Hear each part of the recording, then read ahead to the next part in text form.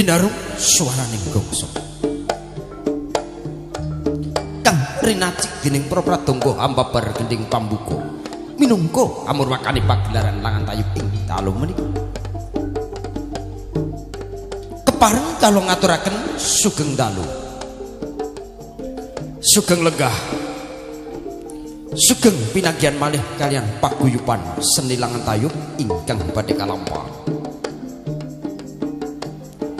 ananging saderipun kula matur sumangga kita tansah manjataken ras puji syukur wonten asa dalem Gusti kang Maha Widi dene menapa kula lan panjenengan tansah pinaringan slamet rahayu widodonir ing sampikala sehingga saged hangkrawi wonten ing panti pawiyatan dalu menika boten katalupen kawula nilakaken gunging panuwun ingkang tansah pami dumateng ngarsanipun Bapak Muspika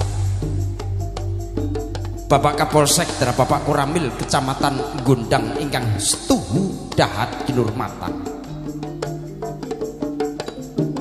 semanten ugi kawula nilakaken gunging panuwun ingkang tanpa pepindha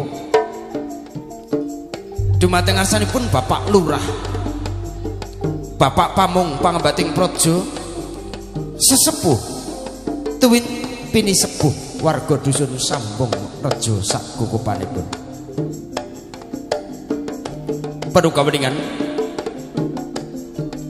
bilih anggen kawula jumeneng wonten ing mriki mboten ateges ngirangi rasa tata dukulan trapsila ananging tinanggenah dados talangatur mawi sulipun Bapa Parno sakluwarga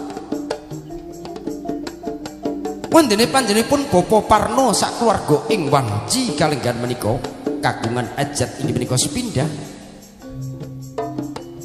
ngaturaken raos puji syukur wonten asa dalem Gusti kang Maha Agung wondene ingkang angka kalih